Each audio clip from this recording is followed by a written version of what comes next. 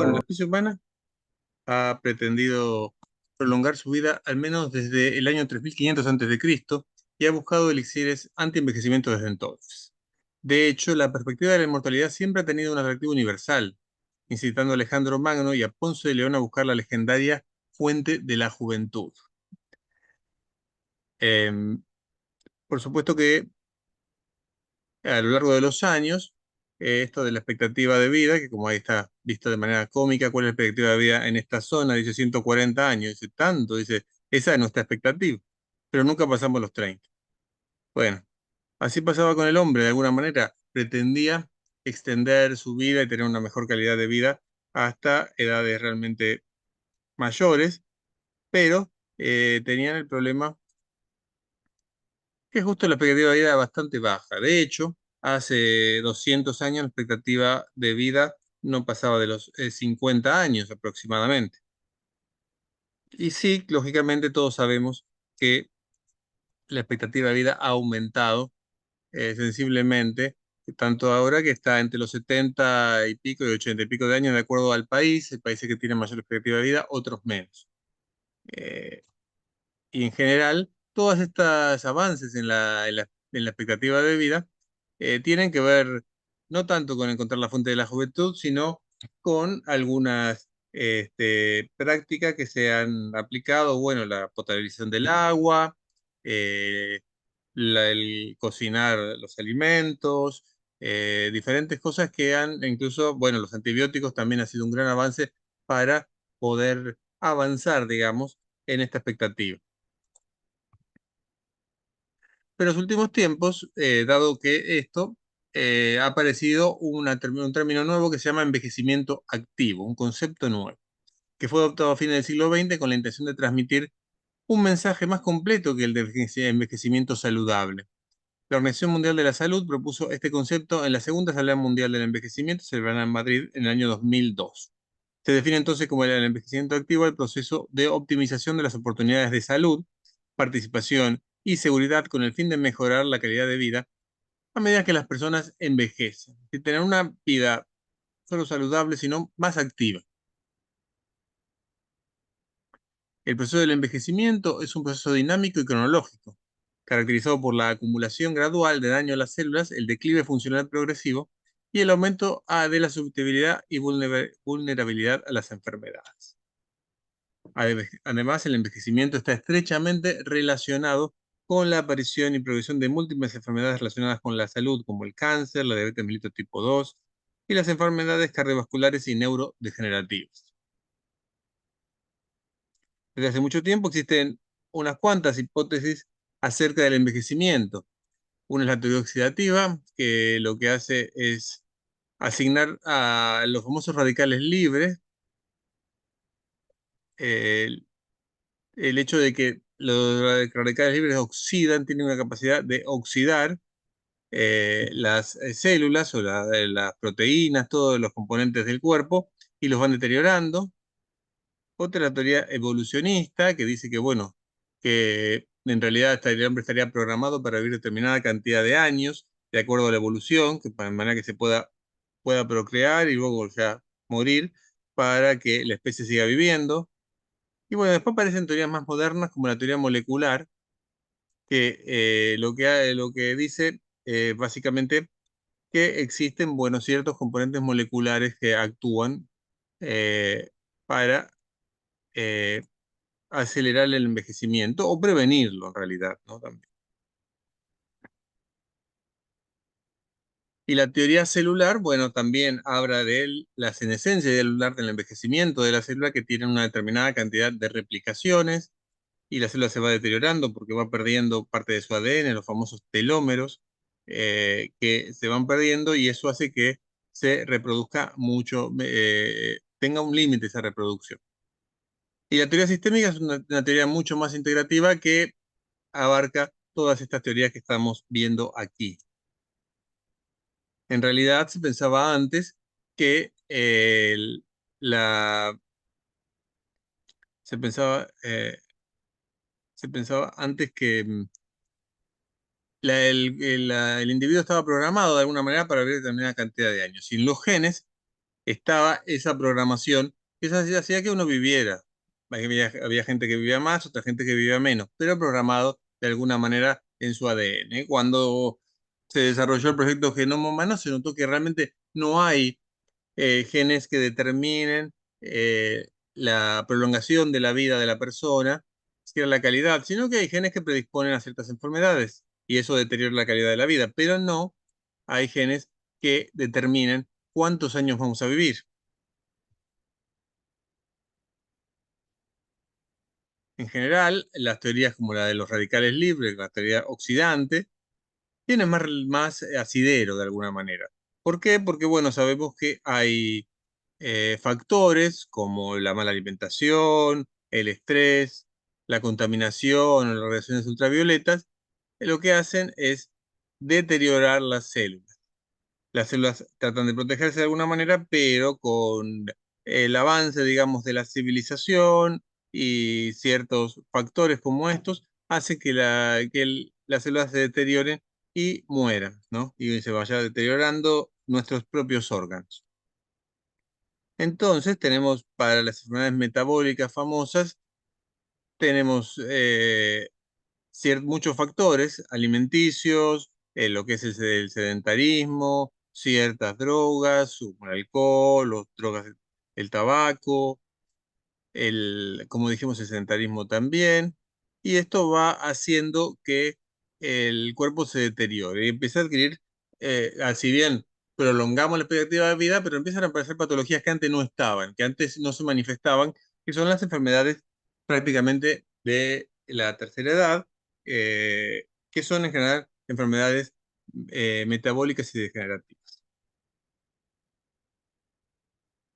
Lógicamente, hay ciertas que aparecieron ahora, hace 20 años, una nueva ciencia que es la epigenética, que lo que dice es que los genes no son todo. Los genes, como dijimos, tienen cierta información, pero lo que hacen los genes tienen cierta información, pero eso puede ser modulado a través de unas marcas que hacen que se activen o se apaguen ciertos genes y eso se le llama epigenética. Entonces, podemos tener ciertas marcas epigenéticas que nos lleven a un envejecimiento normal, más o menos saludable, o un envejecimiento con enfermedades asociadas a la edad. Para eso podemos utilizar en parte la alimentación desde joven como para prevenir eso. Ese es uno de los factores de los que vamos a hablar también. Y hay factores, como dijimos, que aceleran el envejecimiento. Que aceleran el envejecimiento y fundamentalmente ciertos factores epigenéticos, como se llama la metilación del DNA, que lo que hace es acelerar el envejecimiento. Y como dijimos, la obesidad, el estrés, el tabaquismo, entre otros, aceleran la metilación y aceleran el envejecimiento. Y hay otros factores que la retardan, como la buena alimentación y el ejercicio.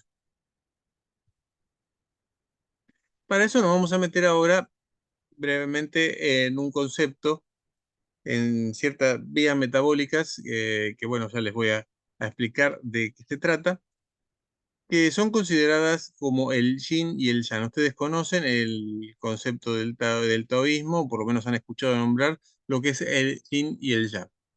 Y hay ciertas vías metabólicas que son el yin y el yang, son consideradas como el yin y el yang del metabolismo. El yin y el yang de, el sensado de nutrientes y del control de crecimiento. Son las llamadas las vías de AMPK y las vías TOR. ¿Qué significa que son las vías? Son vías metabólicas que hacen que nuestro cuerpo funcione de alguna manera. Es decir, tienen que estar activadas o inactivas, pero tienen que estar activadas alguna de ellas para que nosotros podamos vivir. Y acá está un poco la explicación. Existen en el metabolismo dos vías opuestas, que están presentes en casi todos los eucariotas actuales, o sea, todos los animales que conocemos y en los vegetales también, ¿no? Que son descendientes de antiguas vías de detección y señalización de nutrientes que surgieron muy temprano durante la evolución. Una se llama vía emetor y representa el lado yang, o brillante o activo. Este lado señala la disponibilidad de nutrientes y promueve el crecimiento celular. Este es un punto importante. Disponibilidad de nutrientes. Esta es como una máquina, digamos, si quieren verlo así, para que lo que mide, lo que hace es medir la disponibilidad de nutrientes. En función de eso, se activa o se inactiva. Cuando hay nutrientes, se activa y promueve el crecimiento celular. En cambio, la otra vía que se llama AMPK representa el lado yin, el lado oscuro o pasivo, que señala la falta de nutrientes o energía insuficiente e inhibe el crecimiento celular. Al igual que la filosofía china del taoísmo, de la que se deriva el concepto yin-yang, un equilibrio adecuado entre los dos elementos opuestos asegura la homeostasis y, por lo tanto, una célula u organismo saludable. Bien, no voy a meterme mucho en gráficos, pero vamos a mostrar, acá tenemos digamos, el mTOR y el AMPK.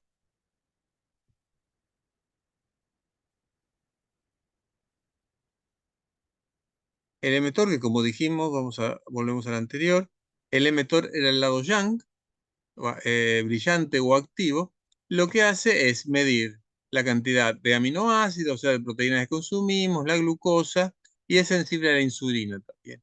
Al activarse, ¿qué hace? Promueve el crecimiento. Y para promover el crecimiento, ¿qué es lo que dispone?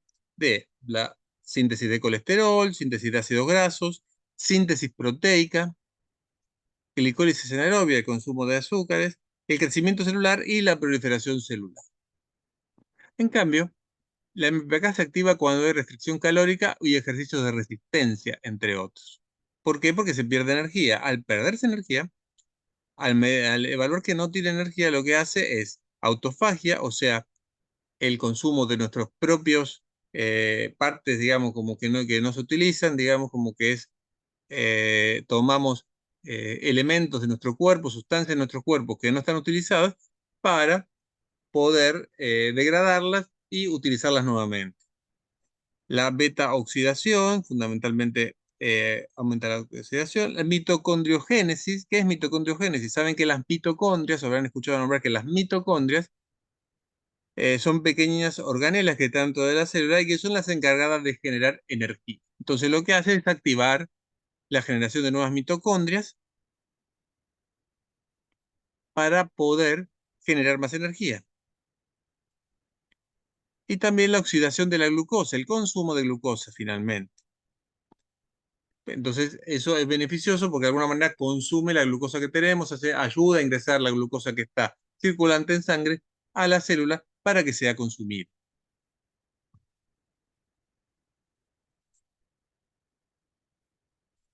Este es bastante complejo, pero vamos a tratar de simplificarlo lo más posible.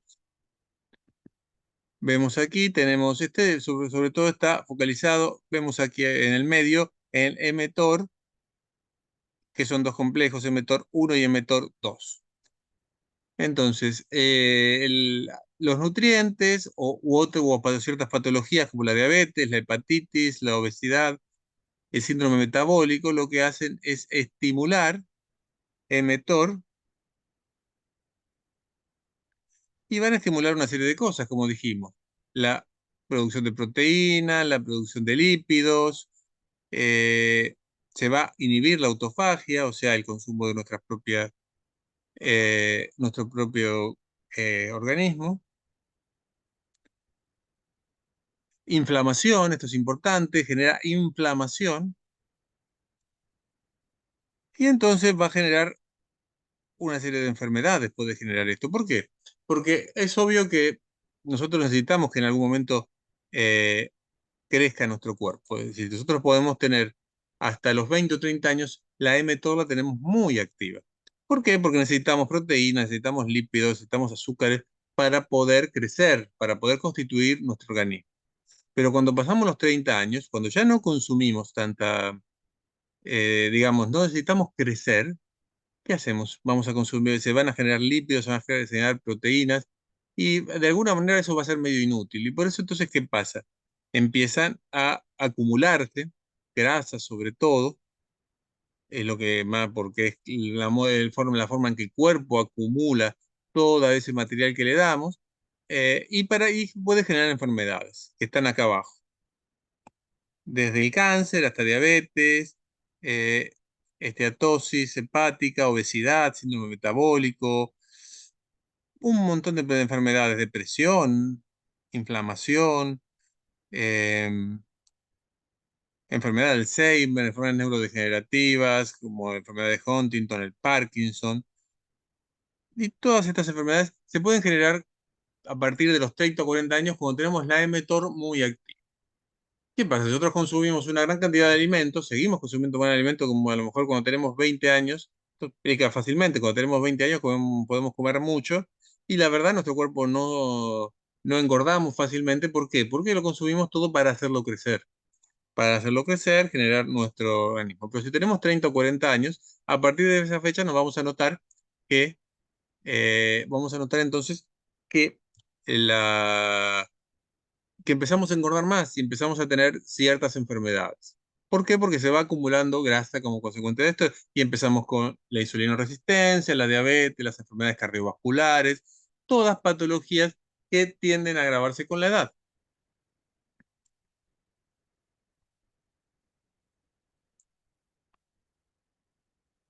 Y aquí están.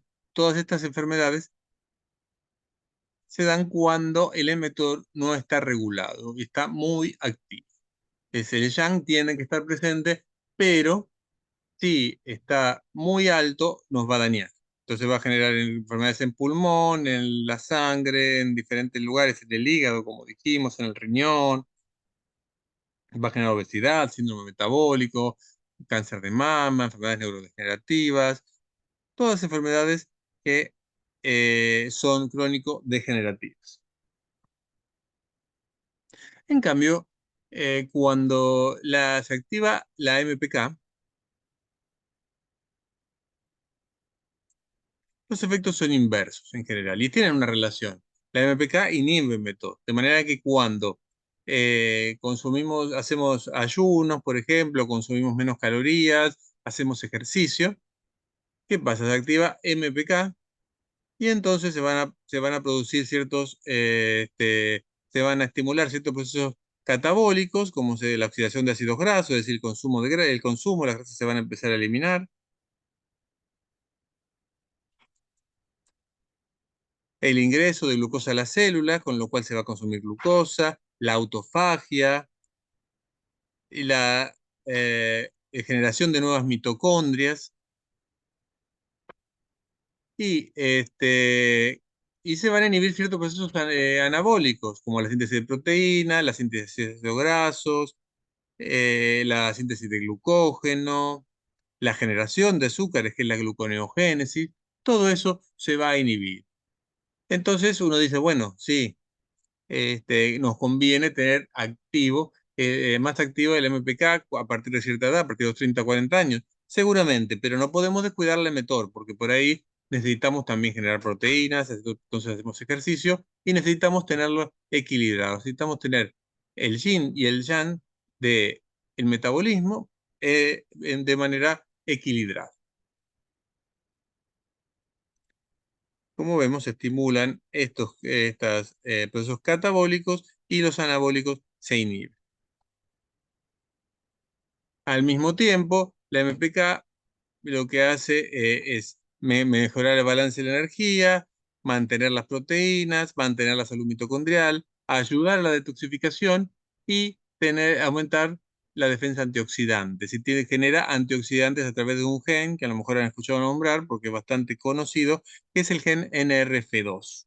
Y de esta manera se adapta a la homeostasis celular y tenemos un envejecimiento más saludable. Y ahí empieza un poco qué podemos hacer. Y aparece un concepto nuevo que es la nutrición, la nutrigenética. La nutrición es un punto importante para tener en cuenta al momento de pensar terapias anti-envejecimiento. La dieta occidental, donde predominan las grasas, los azúcares y los ultraprocesados, atentan contra la salud. La inclusión de vegetales variados, frutas, pescados, son muy aconsejables para prevenir el envejecimiento. Al mismo tiempo que la restricción calórica. Se ha demostrado que la restricción calórica también es un potente antienvejecimiento. En el siglo XVI, un noble italiano, Luigi Cornaro, estaba en sus 30, tenía alrededor de 35, 36 años, cuando va al médico y el médico le dice, usted si sigue dándose las bacanales que se da, sigue comiendo, sigue tomando, discriminadamente usted va a vivir muy poco, está cerca de la muerte. Entonces Cornaro se asustó y lo que hizo fue empezar a hacer una restricción calórica, una dieta autoimpuesta donde consumía algo de pan, clara de huevo, eh, alguna sopa y un vaso de vino. Así, restringiendo las calorías, Luigi Cornaro vivió hasta los 96 años y escribió un tratado de la vida sana, un tratado de la vida sana que es el primer tratado que se observa sobre el antienvejecimiento de alguna manera. Logró vivir hasta más de 90 años, solamente con restricción calórica. Ni siquiera era una dieta tan rica como podemos observar aquí, que lo ideal es incluir, por supuesto, los vegetales, diferentes colores, consumir una cantidad limitada de proteínas y bueno, de esa manera bastante fibra, que eso nos permite de alguna manera prevenir el envejecimiento. Pero con la restricción calórica sola se logró realmente prolongar muchísimo su vida, tener una vida mucho más sana. Se considera que alrededor de la restricción calórica entre un 20 y un 30% es lo adecuado para mejorar la salud. Pero obviamente no tenemos que hacer una restricción calórica y seguir comiendo lo mismo ultraprocesado porque, bueno, tampoco es eh, lo, lo- lo deseable, ¿no? Por supuesto, entonces, que lo que nos tiene que predominar de alguna manera son los vegetales y las frutas para incluir glucosinolatos, carotenoides, polifenoles, vitaminas, que nos permitan prevenir el desarrollo de cáncer, reducir el efecto de enfermedades, reducir las enfermedades cardiovasculares, la obesidad, el síndrome metabólico y minimizar la aparición del proceso de inflamación crónica, que es un proceso muy importante que vamos teniendo a partir de cierta edad y con nuestros hábitos, que hace que esta inflamación crónica nos vaya dañando el cuerpo de a poco. Es una inflamación de baja intensidad, persistente, que no la podemos detectar. Y cuando la detectamos es porque ya estamos ya bastante enfermos. Es importante consumir también pescado o frutos del mar, eh, para consumir bastante omega 3, que tiene un efecto antiinflamatorio e hipotrigliceridémico, antiobesidad, y también previene el síndrome metabólico y son beneficiosos contra cáncer, enfermedad de Alzheimer y enfermedades cardiovasculares. El aceite, cuando hablamos de aceite, hablamos de aceite fundamentalmente de lo que sería el aceite de oliva o aceite de aguacate, extra virgen, para tener esteroles. Y también, bueno, productos lácteos, algo de carne o algo para tener péptidos bioactivos y vitaminas que promuevan el correcto funcionamiento del organismo, reduzcan el riesgo cardiovascular, la obesidad y las patologías crónicas. Otro punto importante es el ejercicio, que es sin duda la medicina más potente para el cuerpo. Desde hace mucho tiempo se sabe que ejercitarse regularmente reduce el riesgo de sufrir enfermedades y por el contrario, los individuos sedentarios presentan inflamación crónica y riesgo de sufrir patologías degenerativas, diabetes, enfermedades cardiovasculares, enfermedades autoinmunes, depresión, cáncer, entre muchas otras. Los beneficios del ejercicio ya lo sabemos, pero vamos a recordarlo, ¿no? Mejora el sueño y ayuda a restablecer el ritmo circadiano. Reduce la depresión y ansiedad y mejora el estado de ánimo. Es importante el efecto que tiene el ejercicio sobre el sistema nervioso. Se ha hecho estudios que puede prevenir enfermedades neurodegenerativas, por ejemplo, porque estimula la neurogénesis, mejora los niveles de glucosa, insulina y leptina, aumenta la masa y la fuerza muscular y mejora la capacidad pulmonar y la función cardíaca, además de modular el sistema inmune, que es un punto muy importante, pensando que generalmente la gente, ya a medida que va pasando los años, empieza con inmunosenescencia, con un envejecimiento del sistema inmunológico, de manera de que muchas veces lo que mata a una persona ya muy grande, una persona anciana, es una infección oportunista, una infección que no eh, que en general normalmente no mataría a una persona joven, pero una persona grande sí, porque su sistema inmunológico no puede responder adecuadamente.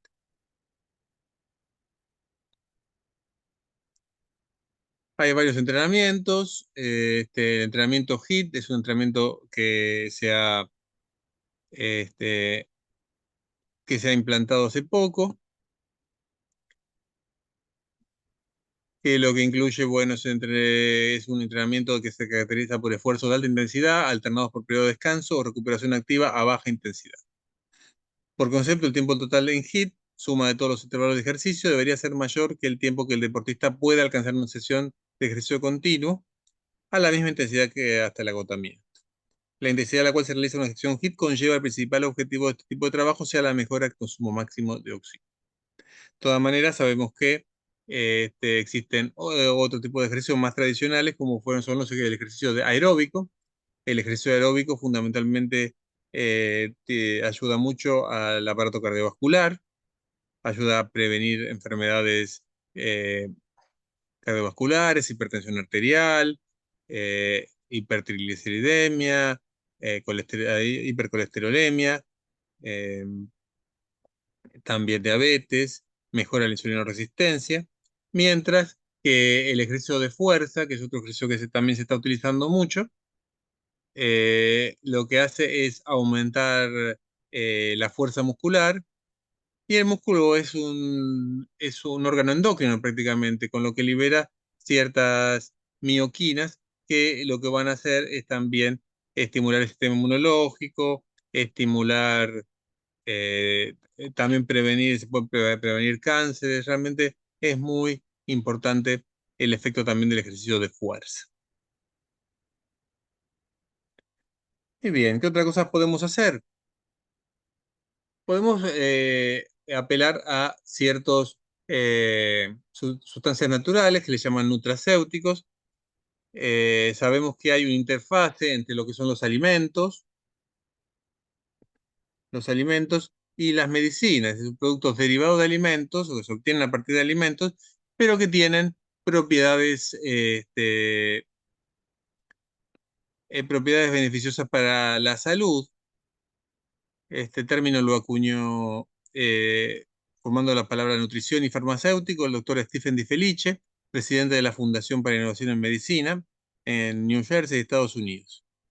El doctor De Felice definió a la nutracéutica como un alimento o parte de un alimento que proporciona beneficios médicos o para la salud, incluyendo la prevención o el tratamiento de enfermedades. Entonces podemos prevenir muchas patologías, incluso tratar a partir del consumo de nutracéuticos. Los nutracéuticos tienen efectos preventivos, terapéuticos y pueden ser considerados útiles en el mantenimiento de la salud. Si vemos acá toda la gama que tenemos de alimentos, por un lado, alimentos funcionales, todo de origen natural, y los nutracéuticos, que también son de origen natural, que tienen acción preventiva y acción terapéutica. Los medicamentos, sabemos que algunos son naturales, pueden ser que han sido derivados de vegetales en general, pero la mayoría actualmente provienen de química de síntesis. Entre los nutracéuticos, algunos de los que yo más utilizo son los biopéptidos. ¿Qué son los biopéptidos? Los biopéptidos son pequeñas sustancias naturales que están formadas por la unión de dos o más aminoácidos y a diferencia de las proteínas son mucho más pequeños, por lo tanto mucho más fácil de absorber por el organismo que necesita reestructurar sus células. Los biopéptidos pueden actuar específicamente en determinados órganos y sistemas para mejorar la salud del paciente. Entonces, los biopéptidos actúan en el sistema inmunológico, en el sistema óseo, en el aparato digestivo como antimicrobiano, inmunomodulador, en el sistema nervioso central, muy interesante, antiestrés, como opioide también, estimulando la neurogénesis. Y en el aparato cardiovascular tiene una amplia actuación como antihipertensivo, antioxidante, antitrombótico, hipocolesterolémico, opioide, quelante de minerales y antihiperglucemia. Ayuda a mejorar la sensibilidad a la insulina y puede ayudar a ingresar la glucosa a la célula. Otros nutracéuticos interesantes son los hongos medicinales, que se conocen desde hace mucho tiempo y fueron utilizados por distintas medicinas tradicionales, como la medicina tradicional china, entre otras. Pero bueno, los estudios más recientes hablan que tienen una variada gama de efectos: antibacterianos, antifúngicos, antivirales, antitumorales, inmunomoduladores, antialérgicos, antioxidantes. Pueden prevenir entonces también enfermedades cardiovasculares, pueden ayudar a reducir la glucosa, son antiinflamatorios y psicoactivos. También las hierbas y raíces, hay algunas que tienen un efecto epigenético que nos ayudan a retrasar el envejecimiento. Tradicionalmente los pueblos han recurrido a las hierbas y a las raíces para aportar a los enfermos. Esto ha sido y sigue siendo estudiado por científicos modernos, y en las últimas décadas se han encontrado que muchas de estas hierbas y raíces poseen sustancias con un claro efecto epigenético. Entre ellos podemos hablar de la moringa, que tiene un efecto muy interesante, el aparato cardiovascular puede ayudar, la cúrcuma, que es un gran antiinflamatorio, el jengibre, que es un ergogénico, también que nos ayuda a tener energía. Eh, ¿Qué más? Bueno, ahí existe mucha variedad realmente. También está la alga espirulina, es muy interesante porque nos permite también estimular el metabolismo. Perdón.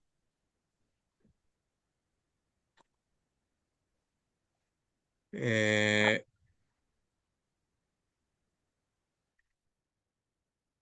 Muy bien.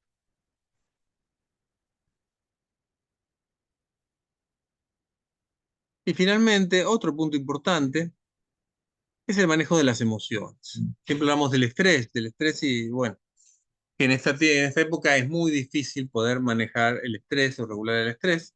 Y sabemos que las situaciones estresantes y las emociones afectan a nuestro estado de ánimo, lo que a su vez impacta en la salud. Las emociones se consideran afectos bruscos y agudos que se desencadenan por una percepción interna o externa y tienen abundante correlación somática. Es decir, finalmente manifestamos esto en nuestro cuerpo, se hace eco de todas estas emociones, ¿no? Y representan complejos estados psicológicos y fisiológicos que muestran un índice de valor atribuido a la ocurrencia de un acontecimiento cuyo rango es tan amplio y específico que las emociones han llegado a calificarse como el proceso psicológico más complejo. Perdón, vamos. Las investigaciones han demostrado que en momentos de estrés, las emociones positivas reducen la probabilidad de experimentar estrés o pueden distinguir el impacto negativo del estrés. Las emociones positivas también mejoran la regulación de las emociones y la recuperación emocional. En cambio, los estados emocionales negativos agudos provocan aumento de las citoquinas proinflamatorias circulantes, aumentan la inflamación, y las personas con emociones negativas crónicas tienden a tener una mayor inflamación sistémica medida por los niveles de citoquinas circulantes. De hecho, se ha observado perfiles de expresión aumentada de genes proinflamatorios en una amplia gama de circunstancias de vida crónicamente amenazantes, como desventajas socioeconómicas, estrés, duelo y privaciones en los primeros años de vida. El manejo de las emociones es muy importante, y un medio que existe para poder manejarlas es la meditación o atención plena, que no es un descubrimiento moderno, aunque actualmente es una práctica muy utilizada en Occidente. Hay que remontarse a 2700 años para situarnos en una práctica filosófica y religiosa ampliamente extendida en Oriente, en el budismo, en que la meditación viene a ser su piedra angular. Algunos autores señalan que el inicio de esta práctica podría ser anterior incluso al Buda Shakyamuni, situándonos en la tradición tibetana del Bon, unos 17.000 años antes de Cristo. Ron Kabat-Zinn, pionero en la aplicación de mindfulness, como también se lo conoce, lo define como prestar atención de manera intencional al momento presente sin juzgar. Sabemos entonces que la meditación mejora la capacidad de regular las emociones, afrontar disfunciones emocionales, reactividad aumentada de estímulos positivos, etcétera. Eso conlleva una mejora del funcionamiento del organismo y al provocar una respuesta más eficaz por parte del sistema inmunitario, hay relatividad del estrés y bienestar físico. Y fíjense que, bueno, de acuerdo al tiempo que uno medite, puede afectar diferentes. El tiempo mínimo, pues desde 2 minutos hasta lo que son 2 horas y media. Obviamente se puede meditar mucho más, pero cuanto mayor sea la meditación, más efecto va a tener en el organismo, mejor vamos a estar. Bien, les quiero comentar entonces que todo esto está mucho más ampliado en este libro que acabo de editar, que se llama Antienvejecimiento por dentro, cómo retrasar el envejecimiento, prevenir enfermedades y mejorar su calidad de vida con medicina epigenética. El contenido es más o menos lo que hemos visto, bastante más ampliado, porque vamos a ver del capítulo 1, hablamos de qué es el envejecimiento, en qué consiste, cómo se define, cuáles son las hipótesis del envejecimiento, ya vamos a ver con más detalle. Después el antienvejecimiento, dónde podemos actuar. Y entonces ahí aparece entonces qué podemos hacer, cuáles son los puntos más importantes para actuar y es donde aparecen el yin y el yang de, del antienvejecimiento, como son el mTOR y el MPK. Ahí se explica. Y entonces ahí después focalizamos en cada una de las posibilidades, ¿no? Primero la nutrición antienvejecimiento, donde aquí, bueno, se va un poco más o menos algo relacionado con la teoría que expliqué, con la parte teórica, pero también se abordan diferentes dietas, las cuales podemos utilizar y cuáles son más convenientes para poder evitar el envejecimiento. Con respecto a ejercicio y antienvejecimiento, también ahí ampliamos bastante lo que son el ejercicio aeróbico, el ejercicio de fuerza o de resistencia, eh, la combinación de ambos, ahora se denomina ejercicios concurrentes, el HIIT también. Y ahí entonces vemos cuáles son también, cuáles son los ejercicios principales para poder hacer una rutina. Obviamente que no se explica una rutina de ejercicio, pero cuáles son los mejores ejercicios que podemos hacer para como antienvejecimiento. Y luego entramos en el capítulo de nutracéuticos y antienvejecimiento, donde explicamos más en detalle, qué es lo que incluyen los nutracéuticos, tanto los biopéptidos como los hongos, se explican los más, eh, las, los herbolarios más utilizados y cómo funcionan. Y luego nos abocamos en una segunda parte en hablar de cada una de las cosas que sufren envejecimiento, del antienvejecimiento cutáneo, en qué consiste, cómo se daña la piel, qué podemos utilizar para evitar el envejecimiento cutáneo, diabetes, enfermedades cardiovasculares, un envejecimiento, como le llama, por dentro, donde tenemos enfermedades crónico-degenerativas importantes, y cómo podemos hacer también para poder prevenirlas. Las enfermedades neurodegenerativas, unas enfermedades que han aparecido mucho durante, bueno, estos últimos años, teniendo en cuenta justamente el envejecimiento de la población y también cómo se van dañando las neuronas producto de justamente de la inflamación, de las sustancias oxidantes, de la contaminación, de la mala alimentación, de manera que empiezan a aparecer enfermedades neurodegenerativas. La más conocida ahora es el Alzheimer, pero también está el Parkinson, la enfermedad de Huntington, enfermedades, bueno, también que tienen relación con la circulación, este, accidentes cerebrovasculares que afectan también las neuronas. Las enfermedades articulares son muy comunes porque ya a partir de los 40 o 50 años las articulaciones empiezan a sufrir y también abordamos las enfermedades articulares, cómo podemos tratarlas y luego otras enfermedades que también han también avanzado bastante producto de este envejecimiento, las enfermedades autoinmunes. Las enfermedades autoinmunes, vamos a hablar de varias de ellas, las principales, lupus eritematoso, síndrome de Sjögren, artritis reumatoide, esclerosis múltiple, cómo podemos hacer para prevenirlas, cómo podemos hacer para tratarlas. También vamos a hablar de antienvejecimiento del sistema inmune, cómo el sistema inmunológico envejece y, bueno, como consecuencia de ello, sufrimos bastante y podemos llegar hasta la muerte. Y por supuesto con la prevención del cáncer. No vamos a hablar tanto de tratamiento del cáncer, acá lo que pretendemos es tratar de prevenirlo al cáncer y qué podemos hacer para poder prevenir.